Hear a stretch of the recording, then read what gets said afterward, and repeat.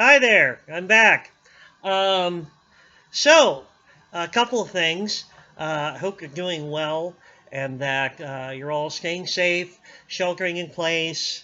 You have plenty of board games, not Monopoly. That's a scientific experiment designed to drive us insane, not a board game, strictly speaking. Um, anyway, but yeah, I hope you're well. Um, because of a change in schedule, more details on that later, maybe. I won't be able to live stream the class.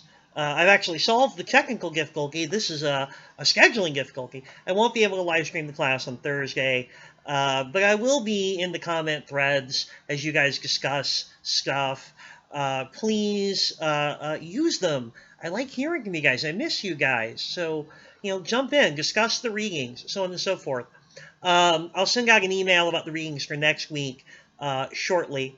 But I need feedback from you guys about whether or not any of this is penetrating before I can decide whether we're going to move forward. So anyway, so yeah, we may institute something like the reading responses a little bit again. I want to keep your assignments relatively light and uncomplicated, though. I know you're probably dealing with a lot of stuff right now. Uh, so I'm trying not to place too heavy of a burden on you. Anyway, today's lecture is going to be over virtue theory. Hopefully you've done the readings, the excerpt from Aristotle, Nicomachean Ethics, and the Rosalind Hursthouse on virtue theory, readings J and K. Hopefully you've done those. If you haven't, as you almost certainly wouldn't have done if we were still in a face-to-face class, that's fine, fake it as always. Today, because I don't have you guys asking me questions, which was always such a great part of the class, and contributed so much to the, I think, everyone's learning, today, my wife is here, and she will be playing the role of you guys, asking questions for the lecture purposes. Now, she minored in philosophy. Sort of. So she did. You did. You minored in philosophy. She minored in philosophy, but she mostly cared about film studies. And really, the things that she was really good at in philosophy, she's really good at logic, which I don't teach. So there you go. Anyway, I've mentioned the thing about if you're at OU or UCO, I don't know about OSU, but I know about UCO and OU, you can substitute introduction to logic or your math requirement. So consider this. Although I will say it was always fun that when I TA'd for that class, many people took it thinking this would be so much easier than math, and you could see the sort of shell-shocked expression on their face by about week 3. It was so much easier than math. I agree. You see, I hope you can hear that. You'll have to speak up and be very clear, just in case. She said it was easier than math, and I agree. But I think some of these people were just hoping that it would be like, us pointing at, like, this guy says bananas are apples, and that's stupid, illogical. I don't know what they thought they were. I don't know what they were expecting, really. Anyway, whatever it wasn't what they got. But she'll be asking questions, and maybe that will help so that I don't accidentally run at 50 miles an hour over something that I think should be obvious, and everyone's like, what? And so maybe that'll be useful. I did not do the reading. Yeah, she did not do the reading, as she said. And so she's very properly prepared to play you guys. So anyway. All right, so virtue theory. Let's get into virtue theory. So, we've talked about meta-ethics. We've gone over that and the question of whether we can even know about ethical propositions and what kinds of things an ethical proposition might be. Like, it is morally wrong to murder someone is a proposition. It's a statement. And we talked in the last video, or I talked in the last video, you guys didn't do any talking. In the last video, I talked about how propositions, for a proposition to be true, it needs a truth maker. It needs certain facts that correlate to and underwrite the proposition that make it true. The physical facts about me make the proposition I weigh 219 pounds true. There are physical facts about me, and the proposition is true in virtue of those physical facts. Now, facts are never true or false. Facts just are or aren't. Physical facts, social facts, they are or they are not. Propositions, statements, are true or false, and they are true or false in virtue of certain facts. You will get a ticket if you drive on the left side of the road is a true proposition in America because of certain social facts. Okay. So the question we were posing last time was whether or not we could find any kinds of facts that would make any sorts of moral propositions true. Like, it is wrong to murder. It's not strictly a matter of physical facts, and it might be a matter of social facts, but if it is, since societies are contingent and don't have to exist, a proposition that is made true by social facts cannot be categorically true. Just like the driving on the left side of the road thing. You'll get a ticket if you drive on the left side of the road. That's only hypothetically true.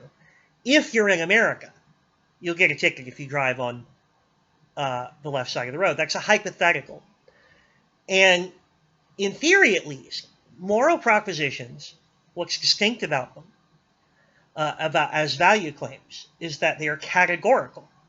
They're always in effect.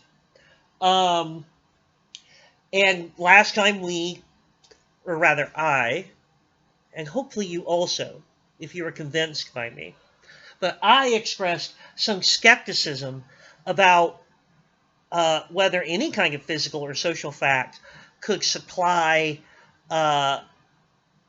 what is needed to make a categorical value statement true. So that's the core problem in meta-ethics. Well, now we're moving to substantive ethics, or normative ethics. And we're going to look at, in the normative ethics unit, the big three theories of normative ethics: virtue theory, deontology, and consequentialism. There have been others, but pretty much every serious theory falls into one of those three categories. And those are the big contenders, the ones that we keep coming back to. And one of the reasons that we keep coming back to them is that each one of them has a promising, at least some kind of promising approach to resolving the meta-ethical concerns. So each one has different content about how you figure out what is right and what is wrong, what is morally good and what is morally bad.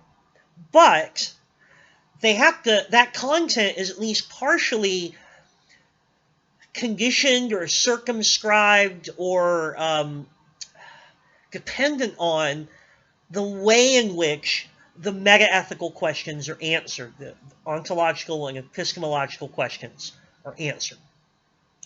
Okay. Any questions? No. No. Cool. So, virtue theory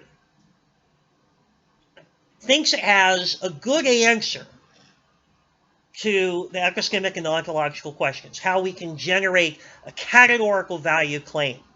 And the way in which that's answered may even give us the specifics of what value claims we should be generating.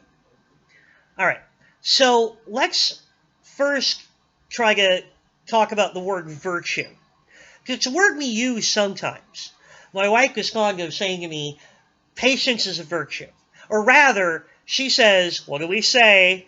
And I say, patience is a virtue. And she says, right, get virtuous. And that's because I'm a very impatient person. I yell at the microwave.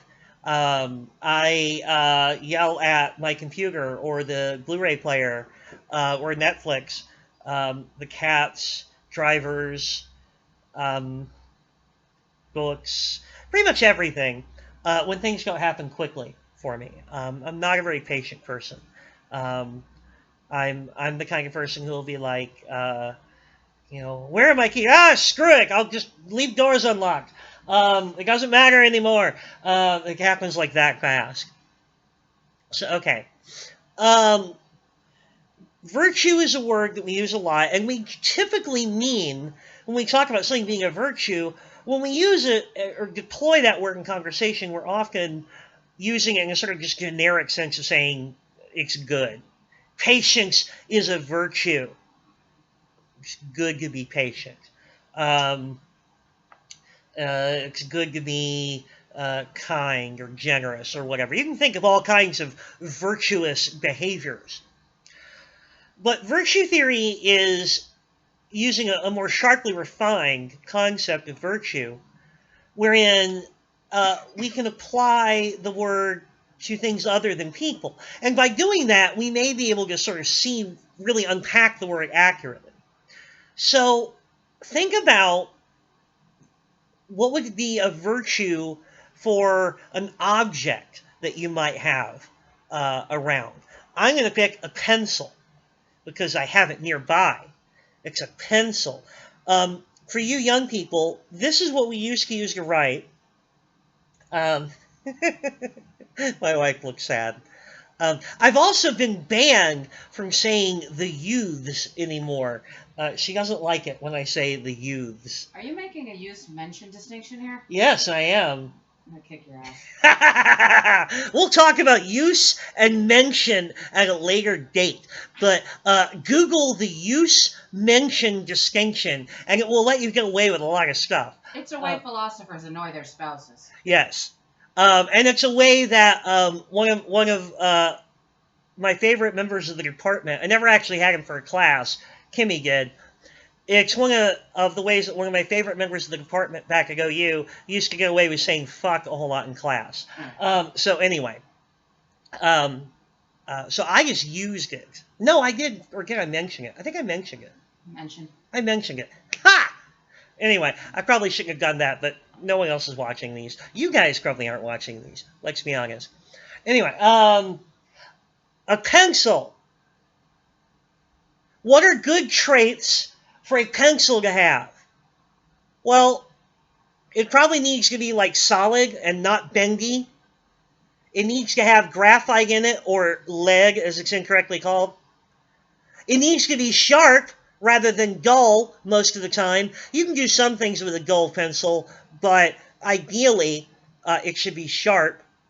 There are traits, in other words, or qualities or characteristics that make it better at doing the thing it's supposed to do, and other traits that are irrelevant. Is it a virtue for a pencil to be yellow? No. It doesn't make it a better pencil or a worse pencil. If it's yellow or purple or polka dotted, who cares? It doesn't make it a better pencil or a worse pencil. Made in Wisconsin. Who gives a shit? It doesn't matter. It's not a trait or a quality about this thing that affects its usage as a pencil. Okay.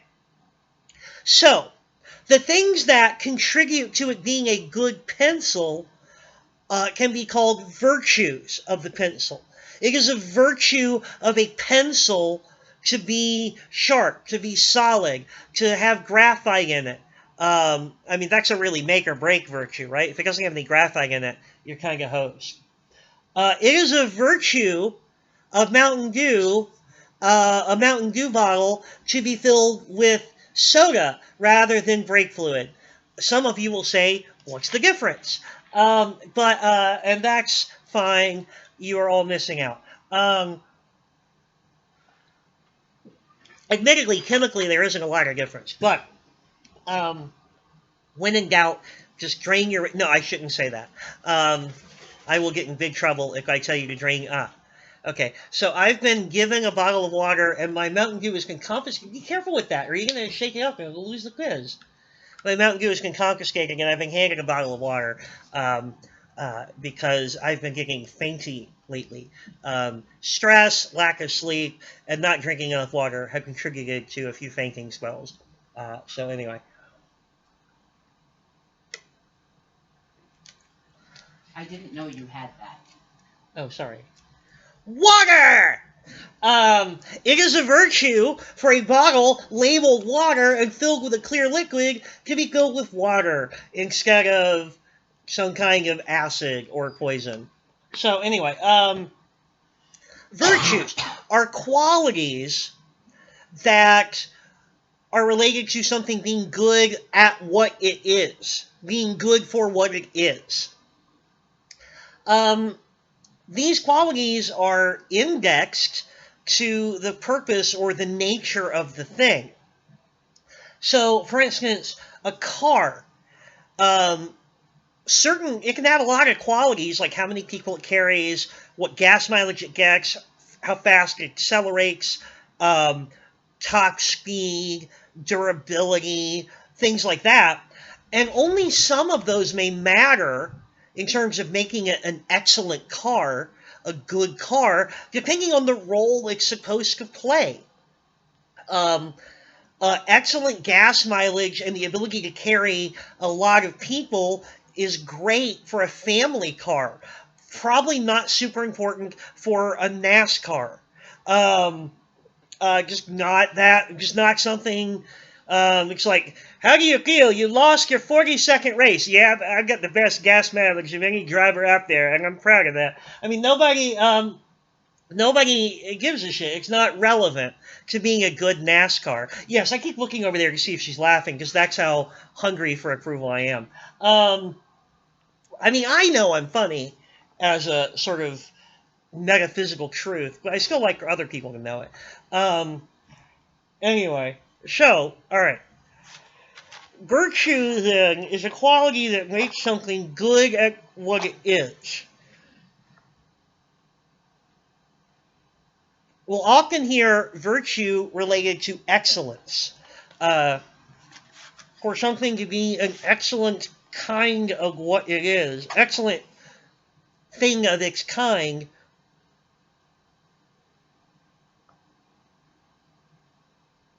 is just for it to have the virtues in abundance. Okay. This is where I would usually stop and ask, does anybody have any questions about what a virtue is? Makes sense to me. All right, makes sense to her. Which is good enough. I'd ask the cats, but they will not answer. Basil, does it make sense to you? You're very popular with the students. You should come back. All right, he doesn't give a shit. Basil, don't call the water dish. Which is not surprising. He's a cat, so he's kind of a jerk. And that's what makes him an excellent cat. Ha ha! No. Although that will tie back into something I'm going to say later. Anyway, because I'm good at this. Okay. Now, one problem with virtue theory as a moral theory for humans, or for anyone, aliens, I guess, anyone to whom a moral theory would apply, one problem with that is that it seems, in the examples we've given so far, virtue is tied to purpose. It's tied to what the function of the thing is. I can talk about virtue, I can say that a pencil having graphite is a virtue for a pencil, because a pencil is a tool designed for an express purpose, right? And it sounds like we're back into the territory of hypotheticals again. Well, if the point of view is to write things down, then, yeah, having a sharp point of graphite is a virtue. And if the point of view is to be a surgical tool, probably not, because graphite is soft and breaks off and will contaminate any surgical incisions. So that would be terrible. So it seems like virtue is connected to purposiveness, that is, the quality of having a purpose. And that's a problem. Do humans have a purpose? Is there some particular function that we're meant to fulfill? Ha-ha! This is where other aspects of a philosophical system can help out. And this is where Aristotle's system comes into play. So, since you all undoubtedly have done the Aristotle reading, you will note that he discusses the virtues for humans. He discusses the essence, the essential nature of a human, what it is to be human. Now, this is all related to what we call teleology. And I'm going to put that up on the screen. I'm not just going to make you figure out how to spell it from listening to me, of course. You know how this works. Teleology is a theory of order or a theory of purpose.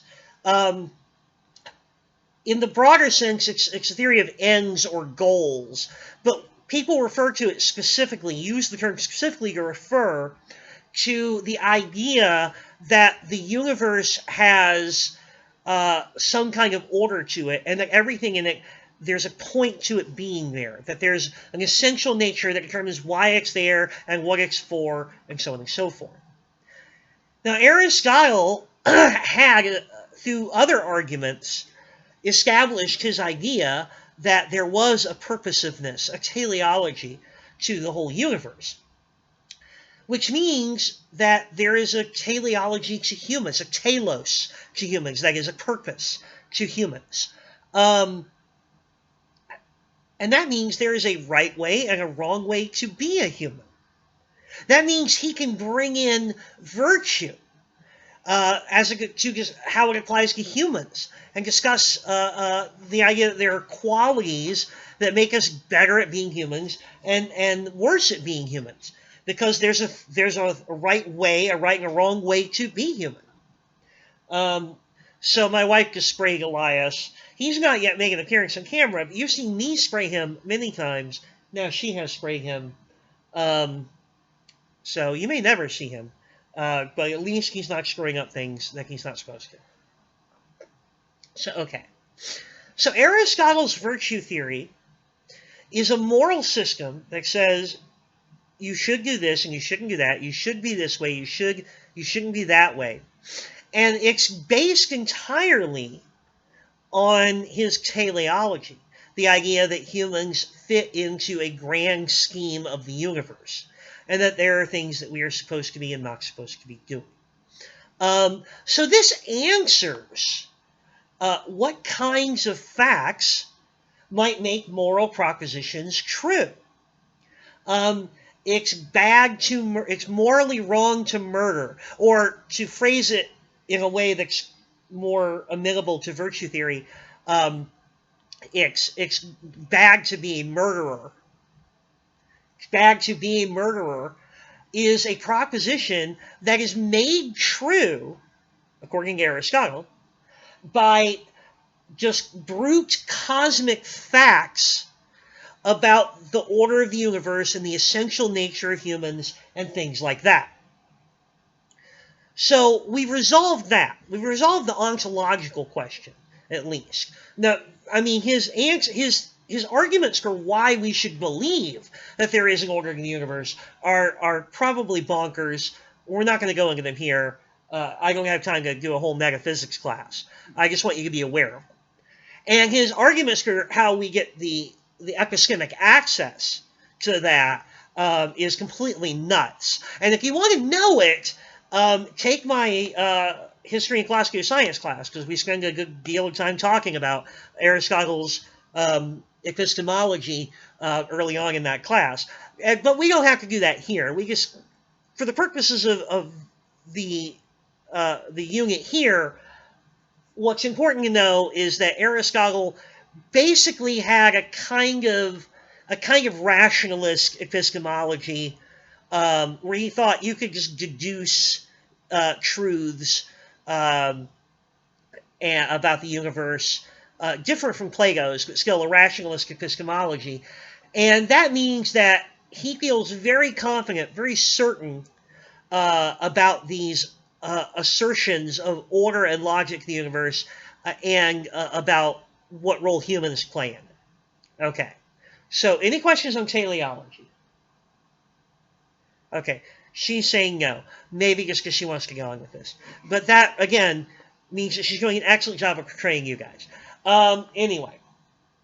Okay, so virtue, then, is a right way of being human based on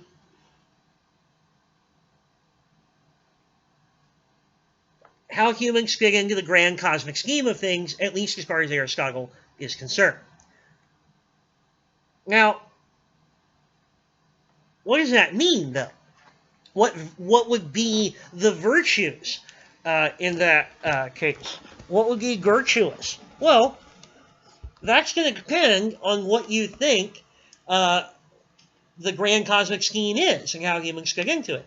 The formal properties of the theory are answered by his ontological and epistemic arguments. The content is going to depend on how he specifically gets into the nitty-gritty of things. And Aristotle believed that you can tell something's purpose by looking at what makes it distinct from other things. For instance, he said that animals, plants, humans, they all eat and take in nutrients from around them. Plants don't eat, but they absorb nutrients, and they are nourished by the soil and the rain and whatnot. And I don't think he understood photosynthesis, but he knew there was a connection to light there somewhere. And he said, so it can't be the purpose of any creature. The purpose of a creature can't be to eat. It's something that we do, but it can't be our distinct purpose, because it can't be our reason for living, because there are plenty of other creatures that do that. The world wouldn't need us in that case. It's got other things for that. I know she's got to look on her case like that argument says that if we've got deer, we don't need cows. Yes, basically. That's basically. I mean, he's like, we don't need cows if the purpose of deer is to eat, because cows also eat, and vice versa. But that's why he says that's how you know the purpose of deers and cows isn't just to eat. How do we get to the idea that everything has to have its own unique purpose? Because he believed that the whole universe was ordered, and literally everything had an essential nature that described its place and purpose in the universe. His whole theory falls apart if everything doesn't have a teleology. And his whole physics is connected to this too. I've mentioned this before. If you've ever watched Avatar or played Pokemon, you know what the classic four elements are. Earth, air, water, and fire. And then everything changed when the Fire Nation attacked. But anyway, no. My wife is very sad right now. Bad. This is what I do for a living! Anyway, I'm so sorry, guys.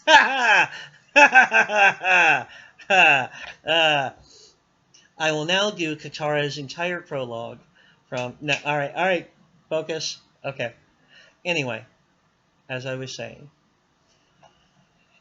the classic four elements, Aristotle believed that everything in the universe was made up in differing degrees of these four basic elements, and the qualities of things were determined by how much of any given element they had in them. For instance, if something is heavy and hard, it has more of the earth element in it than something that is soft and light. But the point is, he thought that each of these four elements had a place, a proper place and purpose in the grand scheme of things. For instance, Earth, the proper place of Earth was at the center of the universe. That was where it, quote unquote, belonged. And that's why things with heaviness and solidity fall, i.e. gravity. That's why if I pick up something solid and I drop it, that's why it falls, because it is heavy and hard, and therefore it has earth in it. And earth belongs at the center of the universe, which in his mind was in the center of the earth. So it's trying to do what it is supposed to do in the grand scheme of things and return to the center of the universe, and that's why it falls. And that's why fire and air, on the other hand, want to move upwards, away from the center of the universe, and that's why flames appear to lick upwards, and smoke, which is mostly air, rises. That's why those things, they belong up above the center of the earth, the center of the universe, rather. I mean, if you ask, like, how did you think of that? I mean, we're not going to go there, but it's all very logically consistent. If you grant him his initial premises, it all makes perfect sense. So everything, literally everything, has to have a purpose. And you find it, I'm glad you asked that. See, I wouldn't have thought to explain that. And you find the purpose of a thing by looking at what is distinct about it. So, what is distinct about humans? Well, Aristotle noticed that in his mind, humans are the only creatures that form societies and like have governments and build cities and things like that. Governments and cities, yes. Societies, no. Right. Well, and I agree also, but he didn't take. So first of all, he was unfamiliar with like great apes and things like that. Obviously, primatology had not come into its own yet. Yeah, primatology has not come into its own. That's correct. He was unfamiliar with them. He did know, because he was a careful and keen observer of the world, so he did know that lots of animals had little, like, things that looked like societies, like moved in packs or family groups or things like that. And bees were super fascinating to him because they, in the minds of people who studied Aristotelian philosophy, bees were like the next best thing to people because they had like the closest thing to a full-blown society. They had a queen, they have workers, they build something that's kind of like a city, they produce a product. I mean, and this is, so Aristotelian philosophy after the 11th century would become a big part of Christian philosophy in medieval Europe, and this is why high medieval theologians were obsessed with bees. Bees are considered the most virtuous creature in the High Middle Ages. Bee references and allusions to bees and the righteousness and virtuousness of bees shows up a lot in medieval literature. It's deeply weird if you're not in the right frame of mind. Anyway. But as far as he was concerned, humans were the only ones that had proper societies, where we make laws, and we discuss things, and we enter into these mutually interdependent relationships, and we engage in trade and warfare and things like that. And because of that, that means that the right way to be human is to be a productive and contributing member of society, to be involved in society. So that is the purpose of humans, to do that. Which meant, interestingly enough, that in his mind, among the various things that are virtuous activities would be being engaged in politics. Right? Being engaged in politics is a virtuous activity. Being engaged in warfare is a virtuous activity. Educating yourself, since humans can do that and other creatures can't. Engaging in the arts, since humans can do that and other creatures can't. This Aristotelian idea means that a lot of things were described as virtues that we wouldn't think of necessarily. For instance, Aristotle thought that bravery in warfare was definitely a virtue. He thought that being an engaged member of the political society was definitely a virtue. I'm not sure how the warfare thing follows, because it's not necessary to have war to have a functioning society. Well, maybe it's not necessary, but Aristotle did note that we were the only creatures that did engage in war. Also not true, but... Well, also not true, but he didn't know that. And since we are the only creatures that get engaged in war, following his original logic, it must be an essential part of human nature, then. Well, that would argue that although there are essential virtues, there's no such thing as an essential vice. A vice that exists only for a certain group. Because vices. If you're going to include that, then there's no reason to assume that war is a virtue rather than a vice. So, thank you for bringing that up. So the first thing to notice, put a pin in that for a second, we'll come back to it. The first thing to notice about this is that because of the starting premise, in other words, because of what you think the purpose of humans is, if you're Aristotle, the list of virtues that sort of falls out of that you can read off of that, is very different from what we might, like if we say patience is a virtue, Aristotle would be like, nope. But like being brave in war is, and I'm like, I don't know if that's virtuous or not. It's like being a politician, totally a virtue. It's like, well, I'm definitely not with you there. And he's like, patience, though. Lots of animals are patient. Screw that. So that's a big, if you're doing virtue theory, you need a sense of what is the essential nature of humans, and the kinds of things that you decide about that, about the essential nature of humans, is going to heavily influence your list of virtues. So that's the first thing. Now, the second thing is, that was brought up by Kimmy, is the question of vice. That is to say, the opposite of virtue. This is another word that should be familiar to you. Smoking is a vice, they say. Something bad, a bad habit, a bad behavior. Habit and behavior, that's going to come up again shortly too. A bad habit or behavior that you shouldn't engage in. Okay, now, Kimmy was asking, then what would be a vice, right? What are the essential downfalls? And there's no obvious way to mark out vices by looking at the essential nature of a creature, right? So Aristotle's solution is really quite ingenious. His theory of vice is that vice is just an excess or a deficiency of virtue. So, for instance, to practice virtue, you not only have to have certain behaviors, like bravery, but you have to do it in the right amount. If you have an insufficient amount of bravery, you are cowardly, and that's a vice. If you have too much bravery, you are foolhardy, and that also is a vice. If you are... generosity was considered a virtue by Aristotle. Generosity with your money. If you are insufficiently generous, you are a miser, and that's a vice. But if you are too generous, you are foolish or reckless with money. You are a spendthrift, and that is also a vice.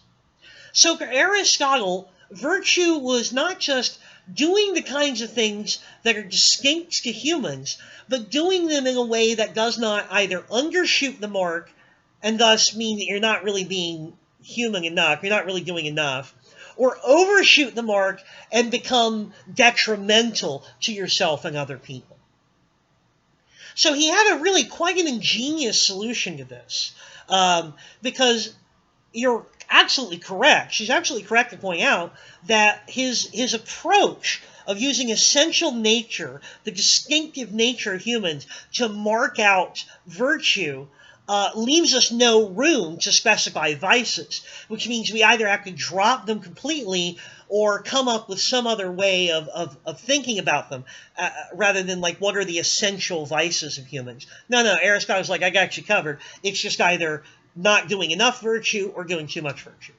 Then you're in vice territory. You got to hit what he called the golden mean, the mean in the mathematical sense, the average, to hit that sweet spot right in the middle of being too brave and not brave enough, of being too generous and not generous enough, etc., etc. Of being too consumed with the arts or not interested in the arts enough, of being too much of a consummate politician or not interested in politics at all. There's that right down the middle that you need to hit. It's coming right at the camera. Would you like some pancakes? Sorry, that's an old SCTV joke. You're not going to get that. A few of you might, but probably not. John Candy, SCTV. Would you like some pancakes? Look it up on YouTube. Rick Moranis. Rick Moranis. I thought it was John Candy. Well, Rick Moranis was in it. Okay. Fair enough. But yeah, look it up on YouTube. I may link to it, because I can do that now. Anyway, I'm powerful and have editing software. Anyway. I'm getting the hand motion to move on. None of you guys ever do that to me. Actually, yeah, you go. Lots. I miss you guys. Anyway, okay, so that's Aristotle's virtue theory. He uses his teleology and his theory of distinct essential natures to say what is the right way of being human. Okay. What to say about that? Well, first, okay. Obviously, should we... Oh, let's talk a little bit about the mechanics of virtue, and then we'll move on to other versions and critiques. Now, one thing to notice about this is that it is not, unlike some of the more sort of elemental virtue or moral theories we've talked about, like we alluded to divine command theory and like a list of rules, like don't, double knot your shoes, don't eat hot dogs without buns, whatever. I don't know what religion you practice. I assume those are religious rules for somebody. But like, those are lists of rules. Do this, don't do this. You do that, you're fine. If you don't do that, you're bad. How? Virtue theory is different. A lot of people say, and this is what Hursthouse was arguing wasn't true, and I think she's wrong, but I wanted to give you the article anyway because it's well written. A lot of people say that virtue theory is agent-centered. That is, the thing that is good or bad is the person and the qualities of the person. Remember, a virtue is a quality of a thing. It is a virtue for a pencil to have graphite in it. Having graphite in it is a quality of this pencil. And that is a virtue for the pencil. Being brave is a virtue for a human. That does not talk about specific actions whatsoever. It talks about a way that the person is, not any particular thing that they have or haven't done. Now, the way that a person is does ultimately come down to the things that they've done. But there may be no hard and fast rule about exactly what formula of actions needs to be taken to be brave. There may be many ways of being brave. And it allows for a certain amount of flexibility. For instance, if I have a friend who I consider honest, then even if that friend maybe exaggerates once or twice or fibs a little bit here and there, I might still regard that person, broadly speaking, as an honest person. As long as they don't go over some kind of ill-defined limit of too many small lies or maybe a certain number of very big lies or something like that. There's no hard and fast formula for determining whether a person is exhibiting a virtue. It's just kind of you know it when you see it sort of thing. I was thinking about the old line that there's a fine line between brave and stupid. Yes. And I mean, so Aristotle would be 100% on board with that. First of all, in that being too brave is foolhardy and therefore a vice. Yes. And second of all, in that you always have to sort of be cautious about whether you're stepping over the line. Virtue theory cannot tell you in the specific instance whether any given action is right or wrong. It's very context dependent. It's going to depend on what kind of person you are most of the time. What are the things you usually do? And what are the stakes in this particular situation? And, it's gonna depend on a lot of stuff. Does telling a lie about whether I've graded your papers yet make me dishonest? Well, no, because you probably won't believe me anyway. Those of you who've met me or had me for other classes. That probably doesn't make me dishonest. Because a lifetime of scams and grifts and hustles to steal money from gullible people make me dishonest? Yeah, probably. I think it's safe to say that makes me a dishonest person.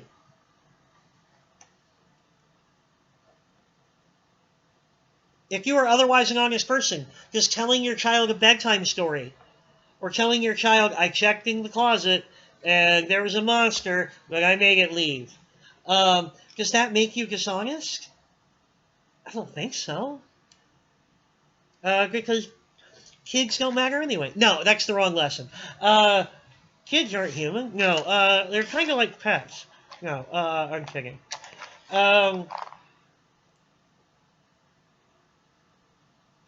you're allowed to lie to your pets. There are people who believe that it's wrong to tell your children that Santa Claus is real. Yes, those people are no con. Actually, the main reason they think that is probably consequentialist arguments rather than virtue arguments. So remind me, and we'll bring that up when we do consequentialism. Well, mostly I've just heard that they think you shouldn't lie to your kids. Right. Well, okay, so that's more... So, the big three in a nutshell. If you think you shouldn't tell your kid Santa Claus is real because it makes you a bad person, a liar, you're a virtue theorist. If you think you shouldn't tell your kid Santa Claus is real because lying is just wrong, you're a deontologist. You're a rule follower. And if you think that you shouldn't tell your kid Santa Claus is real because it'll have bad consequences for them down the road, you're a consequentialist. Ha! Ethics. Cosby. All right. But Santa Claus is real.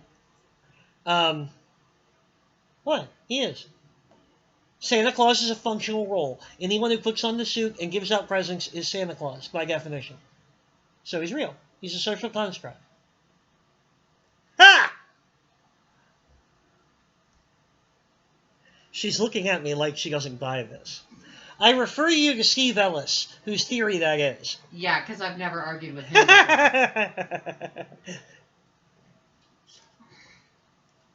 You guys, remind me to tell you sometime about the great bucket pail debate. Anyway, that took up an entire day at the philosophy department. Or what was it, pile? Or piles and heaps. Piles and heaps. Yeah, I told them about Martin running into the room. Quick, would you call this a pile or a heap? And, and then runs out. Oh, that was fun. Philosophy. Anyway, seriously, when you guys go into 4-year schools, hang around the philosophy department. The weirdos are there. All right, so here's the deal.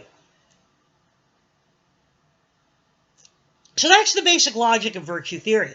It tracks tendencies, behaviors, characteristics of people that are determined by sort of a macro scale evaluation of what kind of person that is, whether they deserve the label of brave, generous, honest, what have you. All right. And that's not something that's determined by any definitive subset of actions. It's going to be very context dependent. And that is one of the things that brings people back to virtue theory. It's flexible and it is contextual. And I think a lot of people like it for that reason.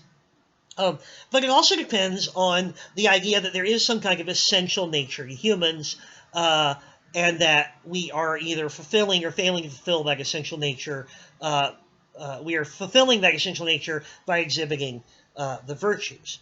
Okay, so let's pause and talk about other versions, and we're going to need to talk about other versions because some of you might be saying, well, that sounds great. Why don't we just use that? Well, the first reason is because it all depends upon Aristotle's teleology, which I previously mentioned, also thinks that there's only 4 elements in the universe and that the Earth is the center of everything, and those things are wrong. Aristotle got stuff wrong, and his teleology is intimately tied into that.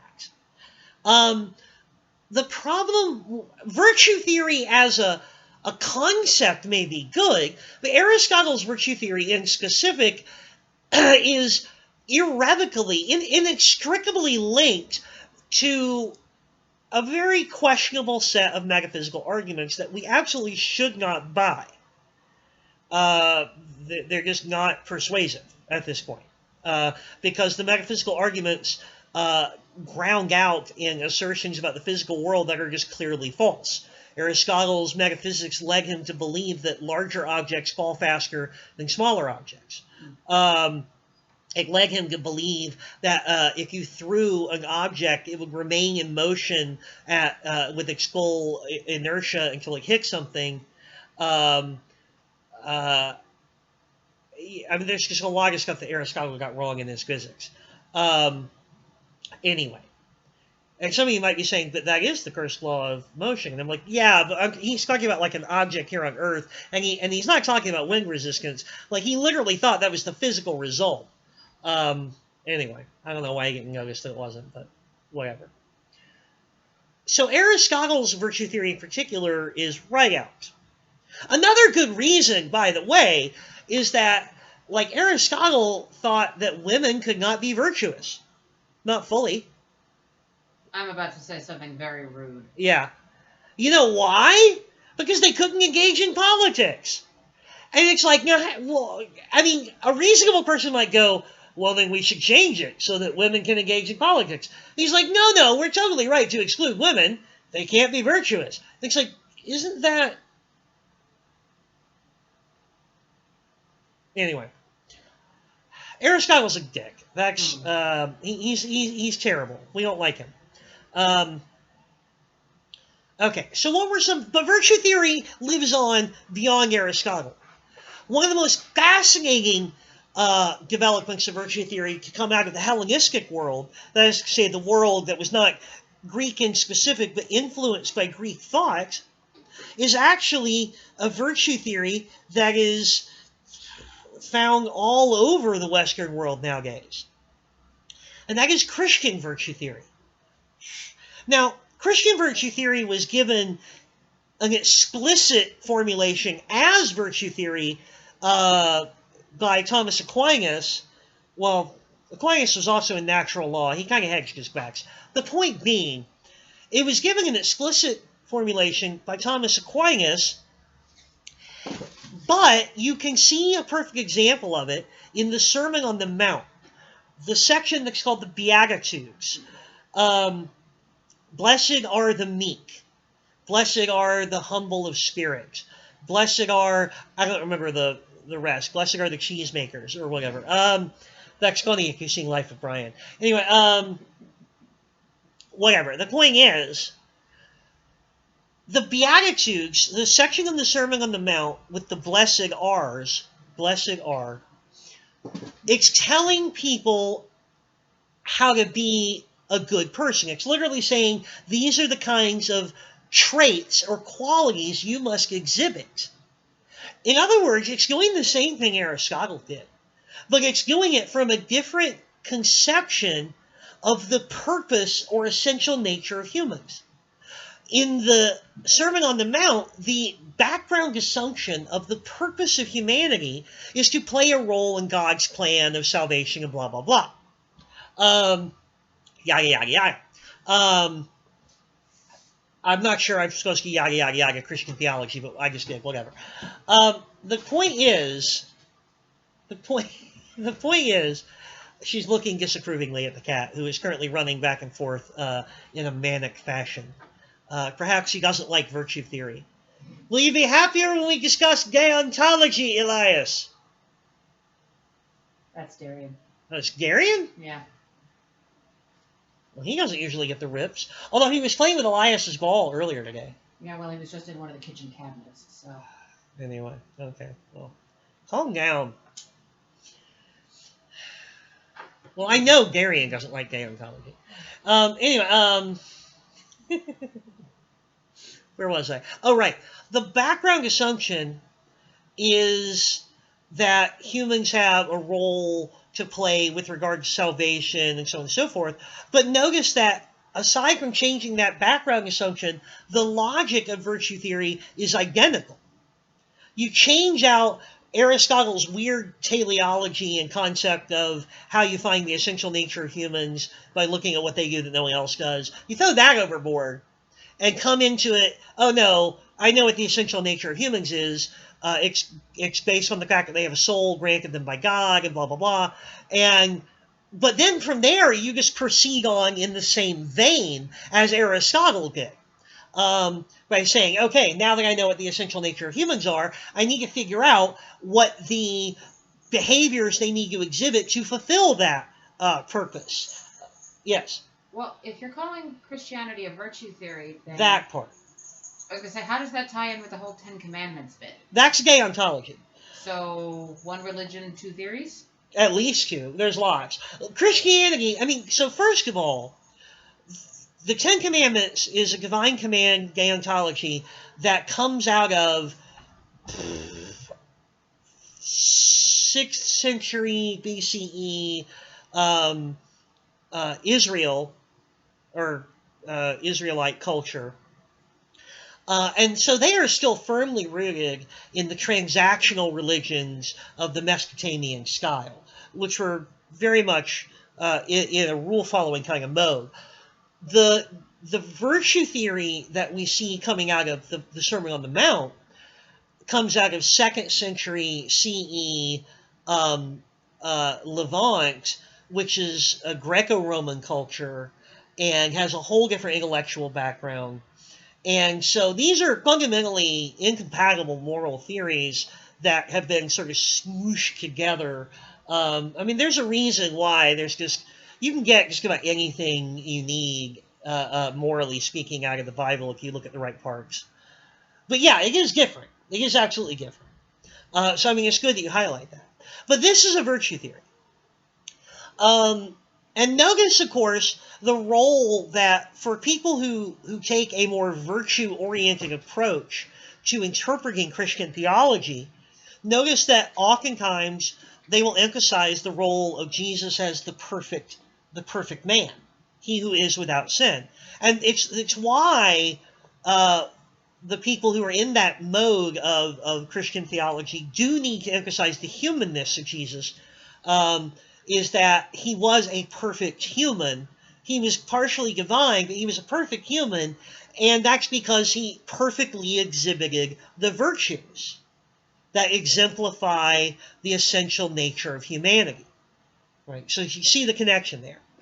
We'll talk about exemplarism and the use of virtuous examples. We'll talk about that probably in our next discussion. I don't really have time to get into it here. I'm running out of time. But Christian virtue theory only somewhat ameliorates our problem with Aristotelian virtue theory.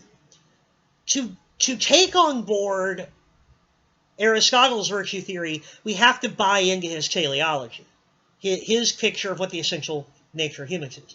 But to take on board Christian virtue theory, for it to make sense, we have to buy into Christian theology. I think this is going to be an ongoing theme. Right. Yes, there is. The next one is going to be a bit of an attempt to sidestep this. As they're like, you know what? I feel like we're repeating ourselves. Virtue theory, because it tries to say something about, or rather has to say something about, the essential nature of humans and their role, their cosmic role in things.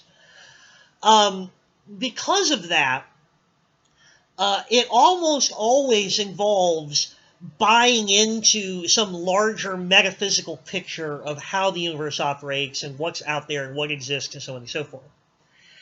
And that is a lot. That's like saying, would you like to buy a bottle of water, sir, for only 50 cents?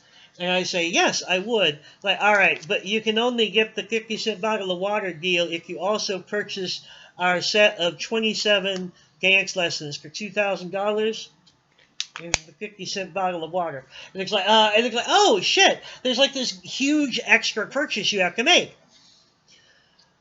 One attempt to resolve that has been an attempt to make an attempt to fashion, and this came into vogue in the 1970s with Alasdair MacIntyre's After Virtue, a naturalized virtue theory. Virtue theory had fallen out of favor in ethics for a long time because of the massive purchase, so to speak, you had to make it work, right? It's like, would you like to buy this cool new game? It's only $10. Cool. All right, but you're going to have to do $5,000 of upgrades to your computer to play it. Shit. It's kind of like that, right? Would you like this nice, neat ethical theory? Yay! You're also going to have to buy into like a massive set of, ontological assumptions that there's like, only 4 elements in Aristotle's case, or that there's this invisible omnipresent power in Christian virtue theory case, whatever. It had fallen out of favor for a long time because it was assumed that virtue theory required these onerous metaphysical commitments. And Alasdair MacIntyre tried to say, well, no, maybe there's a way to naturalize it. So what would a naturalized virtue theory look like? Well, the naturalized virtue theory starts from the question, is there a distinct human experience? Are there things that are core to our ability to function as humans, to have a fulfilling human experience? Now, on the one hand, this seems unlikely, as the material conditions of humans have differed wildly through the ages. Certainly, Netflix isn't core to the human experience, or else everyone who lived prior to Netflix never really succeeded at having a really rewarding, fulfilling human experience, which could be true for all I know, but it's not. It's not. Definitely true about Taco Bell. No, I'm kidding. She gets very exhausted by these things. You love them, though. You think I'm funny. That's why I miss you guys. You're a tough room. I'll just say that. I know you too well. You do. You can see these jokes coming a mile away. Okay, so Taco Bell. No, the core human experience. Yeah.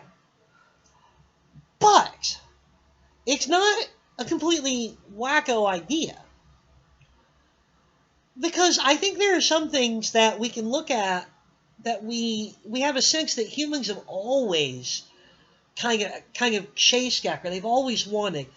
In my humanities class, some of you took that, and you remember I start the class off with the Hohlefels flute. This is a flute carved from a bird bone that was discovered, fossilized, in a cave in Germany called Hohlefels, which, by the way, is just German for rock hole. So it's a very stupid name. The Germans are dumb people. I'm kidding. My name is Schertz. So it's obvious that the Germans are dumb people. No, no. Although they have magnificent beards. I need to oil my beard. It's getting scratchy. Oh, I'm getting the signal to move on. It's like at the Oscars when they try to play you off, right? On with it! They never do that to me! Anyway, oh yeah, the Holocaust flute. 40,000 years old. It's 40,000 years old. It predates agriculture by 30,000 years. It goes back to some of the earliest Homo sapiens, when no doubt resources were extremely limited. And they had very little in the way of material possessions, very little in the way of the ability to transport material possessions. Everything you own would have to be taken with you. They had no permanent dwellings. They were hunter-gatherers in this phase of their existence. And someone not only took the time to carve a flute, but had apparently carved many flutes to get this one right. It's a shaped mouthpiece and multiple holes. It's a flute. It's clearly a flute. It's a musical instrument. Why? Because humans are creative. We like to express ourselves. We like art. The earliest cave paintings, some of them are beautiful, even by modern standards. We desire family relationships and love and friendship. There is no human society you can find where we don't seek these things out. We tell stories about the world we live in, even when they're batshit insane. There's a guy, and he has a chariot, and it's on fire, and he rides it across the sky, and that's the sun. That's nuts. But it was better for those people, I guess, than going, why does the sun move across the sky? And they go, I don't know, and I don't care. They were happier with their batshit nut story about a flaming chariot than just saying, I don't know. So we're curious. We want to understand our world, even if that means making shit up. And if that doesn't explain conspiracy theories, I don't know what does. We want to understand our world, even if it means making shit up. We want love. We want friendship. We want to express ourselves. We want freedom, but also security, which means that we're bonkers.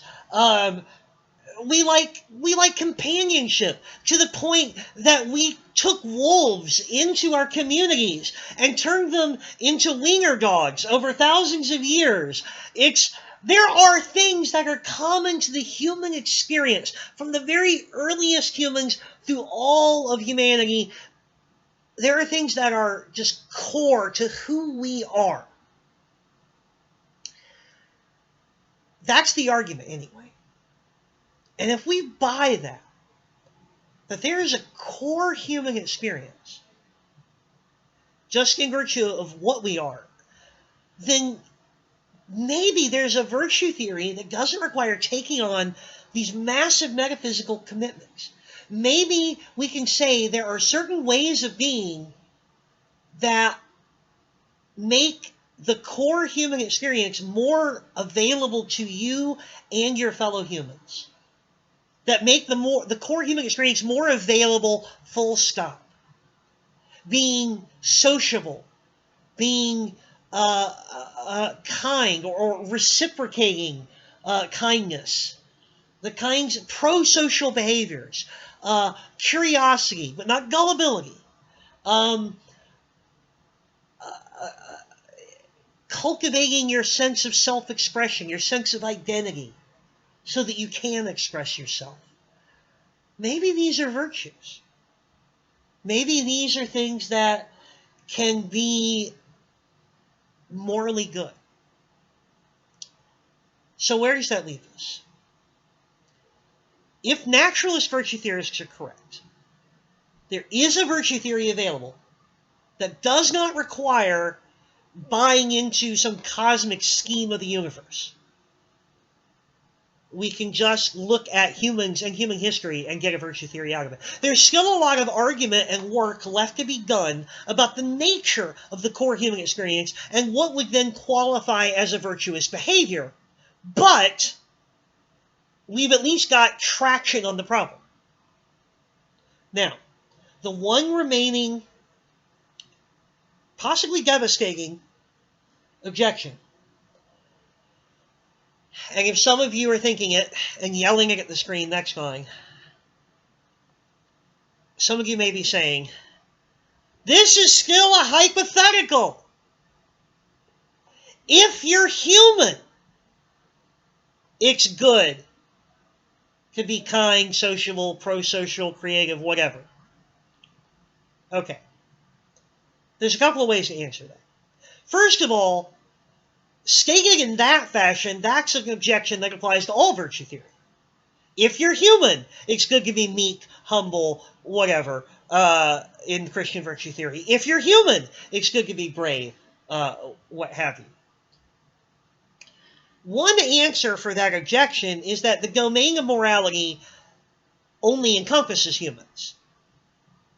We don't make moral judgments on pencils or cats, although my wife earlier today called cats evil.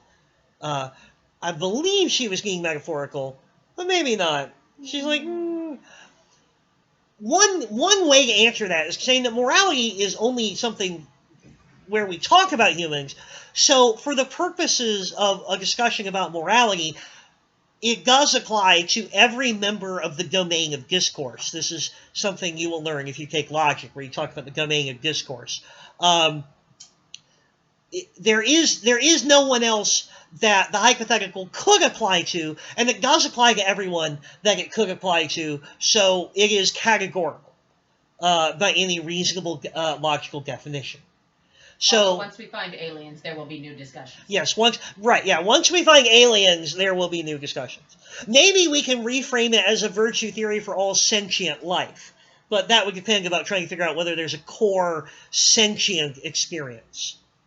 And I'd like to point out that this is something that comes up around the edges of virtue theory when we talk about what kinds of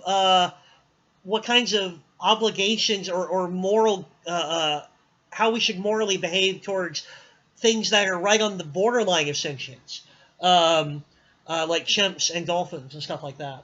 But that gets more into deontology and duties and obligations. We'll talk about that later.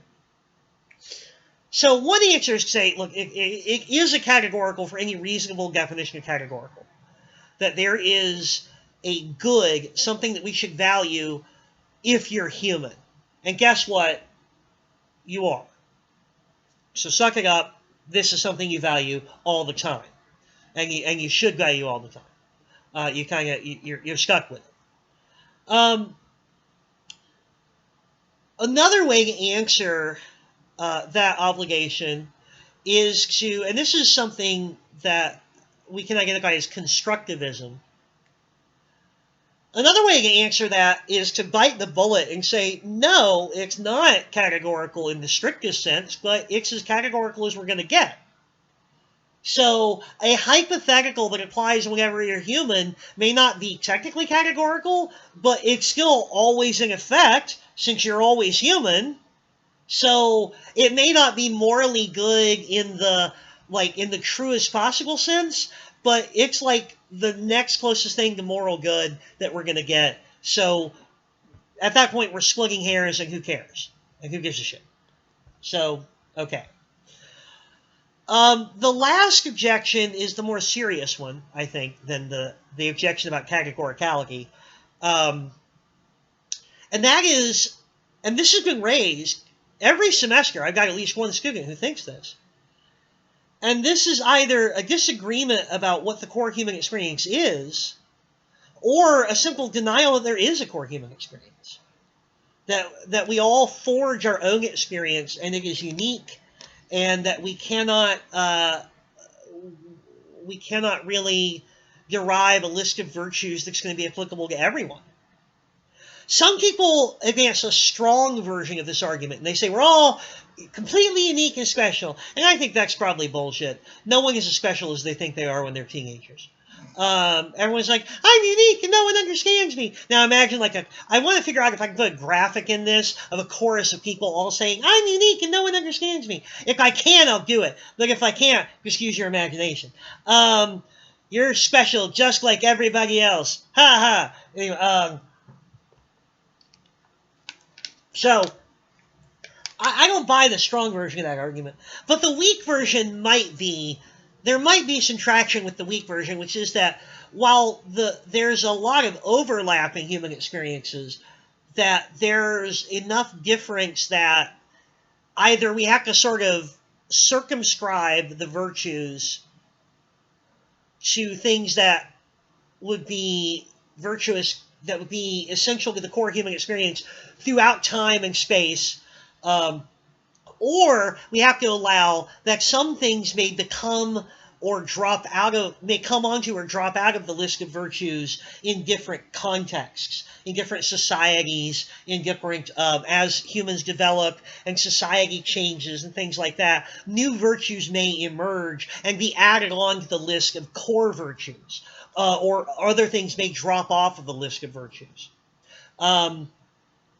which is a relativistic-ish approach, but not completely relativist. Yes, you have a question. I may have a question, but it depends on the answer to another question. Okay, that's 2 questions, and you're allowed that. When we're talking about virtue theory and all that sort of thing, is this meant to be descriptive or prescriptive? Prescriptive. Okay, well, that raises the question then of how we approach humans who, for whatever reason, be it chemical or psychological, have a vastly different experience of the world. Yes. So this is another point where this is a modified version of the weak argument from human difference. The version I was giving said that humans may experience, the human experience, there may be some elements of it that are core to all humans throughout time and space, but other elements that are common to societies or certain conditions of how, like technology or something. And what Kimmy raises is that there are some individual humans whose human experience is very, very different. Like people who are on the spectrum somewhere experience the world in a very different way. Or people with schizoform disorders or things like that. Or even just massive trauma. Now, if we take a strict reading of virtue theory, then we might be replicating Aristotle's dickish behavior and saying, well, some people just can't be virtuous because they're incapable of doing this thing that is crucial.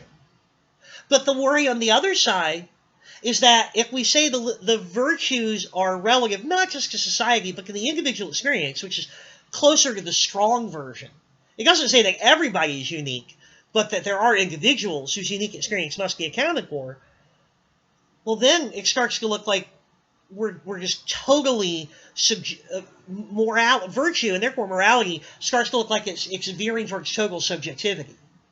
Like what is right and wrong is relative to the individual. And that's where it starts to become non-productive. Now, mind you, if that's where it takes us, then we just have to throw up our hands and go, well, shit. But this is stuff that is discussed in the literature. And there are people out there talking about this and wondering if a virtue theory that manages to avoid falling into pernicious subjectivism can still be sensitive to the individual needs of people who experience the world differently. That if there is a way to reconcile that. And I'm not an expert in that literature, so I know that people talk about it, and I don't know where the conversation is. I know it's ongoing, but it is something people are aware of. And with the new awareness of disability and challenges facing people, this is a thing that we have to think about. So that's an argument that gives me a lot more pause than the argument about whether or not this is really categorical. That one doesn't get a lot of movement with me. I mean, even if I'm like, all right, it's not technically categorical, but it's categorical enough, so suck it. That's my answer to that one. This one, though, does give me pause. I have to go, well, look, if we're going to be virtue theorists, I don't want to fall into total subjectivity, where right and wrong is relative to the individual, because that's a completely useless moral theory. But we have to be sensitive to this. To put a button on this, there are some truly bizarre interpretations of the human experience, and thus the list of virtues. For instance, Ayn Rand, who is a terrible philosopher, she had no formal training in philosophy, and the philosophy that she does talk about in her books is like someone sort of slept through an intro class, or like read the first 10 pages of the textbook and then never read any more. She And gets they're 15. Yeah, she gets Kant wrong. She gets Aristotle wrong. She doesn't understand logic. She's an idiot, and not a very good fiction writer either. But Rand advances a very badly laid out, but she advances a virtue theory, and the only virtue in her mind is selfishness. That the proper function of humans, the essential nature of humans, is to feed their egoistic desires, is to struggle for dominance, for possession, to master their environment and the people around them, and that therefore the only proper thing for the right way to be human is to be a completely selfish asshole. Now I think empirically she's wrong. But what she's doing is a virtue theory. It is a naturalized virtue theory. Is there a distinct human experience? Is there a distinct human nature? She says yes, and it is to feed your id, your base desires. I don't think she's right about that, but she is following the methodology properly of naturalist virtue theory. She's coming to an indefensible conclusion, I believe, but it's a naturalist virtue theory. And I think that just illustrates the fact that when you're doing naturalist virtue theory, there is a lot to hash out on what is the distinctly human experience. Is it stable across all times and places where humans have been? Is it stable across all humans? And can we create a list of virtues that is normatively compelling for everyone, or just some people, or are some of the virtues core for everybody and others are modifiable? There's a lot left to do. But it's a promising direction of research. So, the first of the big three normative moral theories. Normative moral theories are supposed to tell us what is right and wrong. Metaethics asks questions like, what kinds of things are moral propositions? How would we know if they were true? Blah, blah, blah. Normative theory delves into the rubber meets the road part. What is right? What is wrong? What is good? What is bad? Am I a good person? Should I stomp on this hedgehog or not? Probably not. Usually stomping on kittens. My cat was right over there, and so I couldn't say it. So it became hedgehog. I will. Stomp on the damn kitten. All right. She's very annoyed with the cats right now. The first of the normative ethical theories is virtue theory, and it tries to tell you what is right and what is wrong by telling you how to be a good person and how to avoid being a bad person. And you have to read that good person and bad person very literally. You are succeeding or failing at being a person in virtue theory. Aristotle's virtue theory claims to have the insight into how to succeed at being a person by his teleology, which is bullshit. Christian virtue theory claims to have the insight into how to be successful at being a person because it has an idea that people exist for a reason, because God created them for a very particular purpose. Okay, if you don't believe that, it's not compelling.